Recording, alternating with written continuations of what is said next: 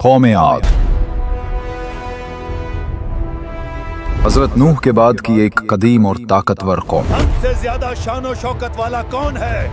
ہم ہی اس زمین کے وارث ہیں اور ہم ہی ہمیشہ رہیں گے۔ وہ زمین پر اپنے آپ کو خدا ماننے لگے۔ وہ بڑے بڑے پہاڑوں کو تراش کر ان سے محل بناتے تھے اور فخر سے کہتے تھے، دیکھو ہم نے کتنے عظیم شان محلات بنائے ہیں، کیا کوئی ان کو گرا سکتا ہے؟ یہ لوگ حضرت نوح کی نسل سے تھے اور ان کے بیٹے سام کی اولاد میں سے شمار ہوتے تھے۔ اللہ نے ان کو جسمانی طاقت، خوبصورتی، خوشحالی اور وسائل میں خوب نوازا تھا۔ ہماری یہ خوشحالی کون چھین سکتا ہے؟ جو ہم سے ٹکرائے گا ہم اسے برباد کر دیں گے۔ ان کے بدن پہاڑوں جیسے مضبوط، ان کے قد قامت بادلوں کو چھوتے ہوئے اور ان کے شہر پہاڑوں کے دامن میں۔ ہمیں اس پہاڑ کو کاٹ کر اس میں عالی شان محل تیار کرنا ہے۔ کیا تم نے نہیں دیکھا تمہارے رب نے عاد کے ساتھ کیا کیا؟ ارم والوں کے ساتھ، ستونوں والے جن کی مانند کوئی قوم زمین میں پیدا نہیں کی گئی۔ یہ قوم جزیرہ عرب کے جنوبی حصے میں موجودہ یمن اور عمان کے درمیان ایک علاقے احقاف میں آباد تھی۔ احقاف کا مطلب ہے ریت کے بڑے بڑے ٹلے۔ اس علاقے میں خوبصورت باغات تھے، چشمے بہتے تھے اور زمین زرخیز تھی۔ یہ سرسبز زمین، یہ پھل، یہ باغات، کیا کوئی ہے جو انہیں تباہ کر سکتا ہے؟ ان کا شہر ارم کے نام سے مشہور تھا، جسے ذات العماد کہا جاتا ہے، یعنی اونچے ستونوں والا شہر۔ قوم عاد اپنی جسمانی طاقت اور انجینئرنگ کے کمال کے باعث مشہور تھی۔ وہ اونچے اونچے محلات اور مضبوط عمارتیں بناتے تھے۔ ان کی عمارتیں ستونوں پر کھڑی ہوتی اور آسمان سے باتیں کرتی معلوم ہوتی۔ وہ زمین پر اپنے آپ کو سب سے زیادہ طاقتور سمجھتے تھے۔ وہ فخر سے کہتے تھے، ہم ہی اس زمین کے وارث ہیں اور ہم ہی ہمیشہ رہیں گے۔ یہ غرور اور یہ تکبر ہی ان کی بربادی کا سبب بنا۔ وہ اس حقیقت سے غافل ہو گئے کہ جس رب نے ان کو قوت دی ہے وہی ان سے یہ قوت چھین بھی سکتا ہے۔ وقت گزرتا گیا اور ان کے دلوں میں کفر اور سرکشی مزید بڑھتی گئی۔ پھر اللہ نے ان کی طرف اپنا پیغمبر حضرت ہود علیہ السلام بھیجا۔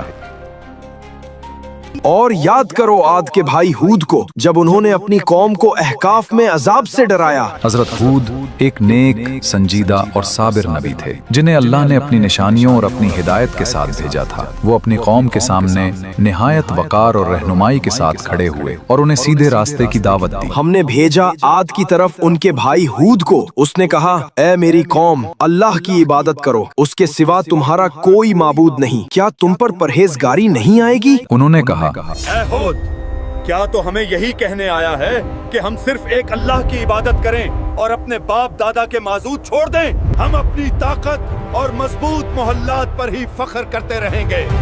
تیرا کہا ہم ہرگز نہ مانیں گے۔ ہود علیہ السلام نے اپنی قوم کو ان کے اعمال کی نشانیاں دکھائیں، ان سے امید و ہدایت کی اپیل کی اور انہیں برائی سے روکا۔ مگر قوم عاد کی سنجیدہ اکثریت ہود علیہ السلام کی نصیحت کو نظر انداز کرتی رہی اور بعض نے تو کھلے الفاظ میں ان کی بات کا مذاق اڑایا اور کہا، اے ہود، تم ہمیں ایک خدا کی داد دیتے ہو اور اس خدا سے ڈرنے کو کہہ رہے ہو جو دکھائی نہیں دیتا۔ جاؤ، ہم کسی سے نہیں ڈرتے۔ کیا اس کائنات میں کوئی ہم سے بھی زیادہ طاقتور ہے؟ اگر ہم سے دوبارہ ایسی بات کی اور بتوں کو چھوڑنے کے لیے بولا تو ہم تمہیں مار ڈالیں گے۔ ان الفاظ میں نصیحت تھی، تلقین تھی اور ایک آخری تنبیہ تھی۔ مگر جن دلوں میں غرور نے گھر کر رکھا ہو، وہاں نصیحت کی آواز پتھر کی مانند ٹکر کھا کر ٹوٹ جاتی ہے، اور انہوں نے یہ تک بول دیا کہ جاؤ لے آؤ اللہ کا وہ عذاب ہے جس سے تم ڈراتے ہو۔ ہم کسی سے نہیں ڈرتے۔ حضرت ہود علیہ السلام کی مسلسل دعوت کے باوجود قوم عاد ایمان نہ لائی، بلکہ غرور اور تکبر میں ڈوبی رہی۔ جب اللہ تعالیٰ نے ان کی آزمائش کا وقت مقرر کیا تو پہلی نشانی قحط کے ذریعے ان پر عذاب کا آغاز ہوا۔ بارشیں رک گئیں، زمین کی روح خشک ہونے لگی۔ ایک دن وہی آسمان جو ان کے باغوں کو سیراب کرتا تھا خاموش ہو گیا۔ بادل آنا بند ہو گئے، دریا سکڑ گئے، ندیوں کی روانی رک گئی۔ صبح کی ہوا میں جو ٹھنڈک تھی وہ اب گرم ہو چکی تھی۔ ہوائیں چلتی بھی تھیں تو ریت کے ذرات اٹھا، سب زمین آہستہ آہستہ پیلی، پھر بھوری، پھر راکھ جیسی بننے لگی۔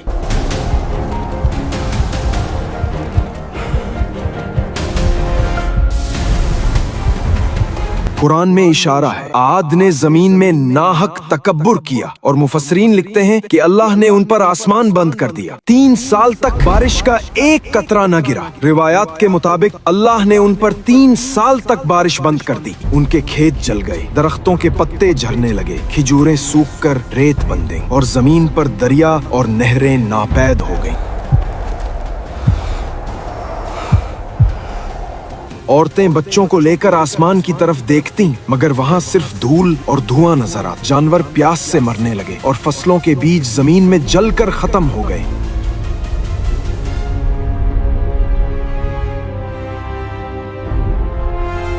लोग आसमान की तरफ दुआएं करने लगे। अब तो सारा पानी खत्म हो गया, पता नहीं ये बारिश कब होगी।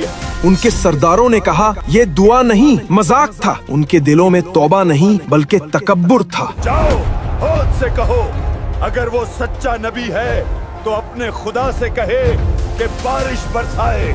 हजरत हूद अलैहिस्सलाम ने फरमाया मेरे रब के पास सब कुछ है, लेकिन जब तुम उससे मुंह मोड़ चुके हो तो अब तुम पर रहम नहीं बल्कि आजमाइश है। फिर एक दिन आसमान पर 3 बादल नमूदार हुए, एक सुर्ख, एक सफेद और एक सियाह। ये बादल ना आम थे ना खामोश, बल्कि आसमान पर ऐसे टके हुए थे जैसे फैसले का इंतजार कर रहे हो। फिर आसमान से एक फरिश्ता नाजिल हुआ।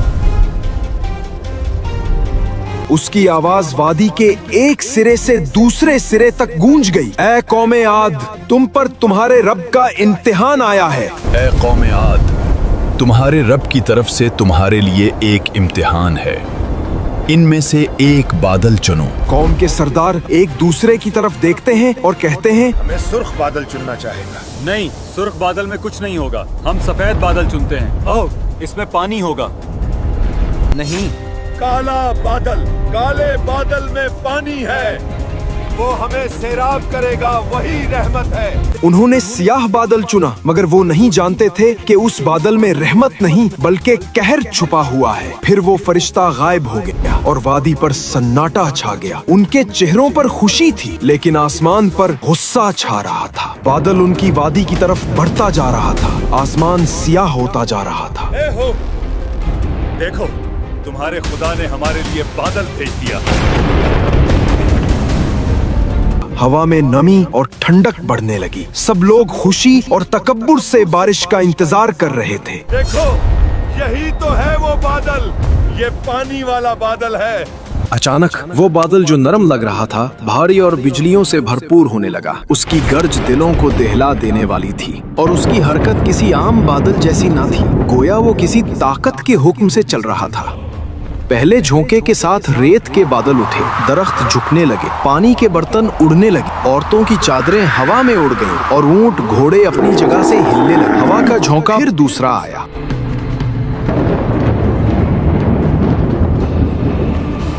ये कोई आम तूफान न था, ऐसी हवा जिसके साथ पत्थर और रेत के जर्रात गोलियों की तरह चलते थे।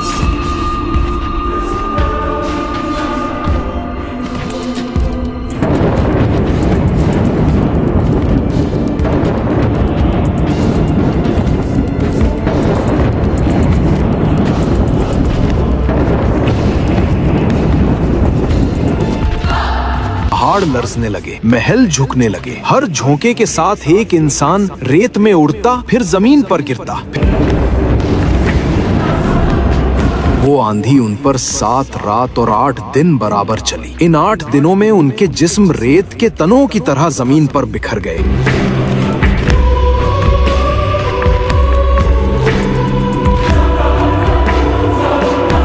के महल जो पत्थर से तराशे गए थे अपनी बुनियादों से टूटकर जमीन में दब गए।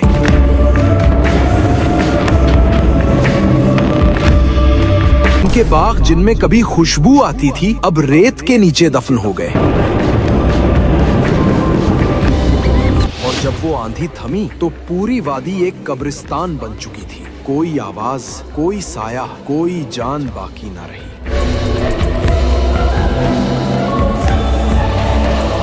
اور आद को हलाक किया गया सख्त गरजदार जबरदस्त आंधी से। वो उन पर 7 रात और 8 दिन तक बराबर चलती रही। बस देखो तुम उन्हें ऐसे पड़े हुए देखते जैसे खजूर के खोखले तने हो। हवा रुक गई, आसमान साफ हो गया, जमीन पर सिर्फ वीरानी थी। सूरज निकलता है मगर नीचे सिर्फ रेत का समंदर है। वो महलात जो कल तक हुरूर की अलामत थे अब सिर्फ खाक का ढेर है। और ये हैं आद जिन्होंने अपने रब की आयात झुकला दी और उसके रसूलों की नाफरमानी की और हर जाबिर अनीद के हुक्म की पैरवी की। फिर उस खामोश वादी में एक मकाम पर जिंदगी की हल्की सी जुम्बिश हुई। रेत के पीछे से चंद लोग आहिस्ता आहिस्ता नमूदार हुए।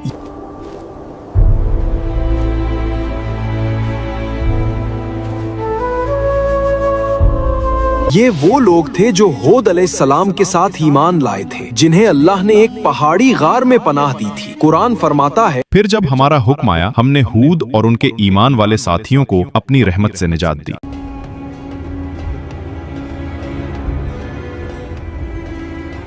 हूद अलैहिस्सलाम ने अपने कदमों के नीचे कौमे आद की बाकियात देखी। वही लोग जो कल तक कहते थे हमसे ज्यादा शान और शौकत वाला कौन है, आज रेत में मदफून मट्टी के तने बन चुके थे। और ये हैं आद जिन्होंने अपने रब की आयात झुकला दी और उसके रसूलों की नाफरमानी की और हर जाबिर अनीद के हुक्म की पैरवी की।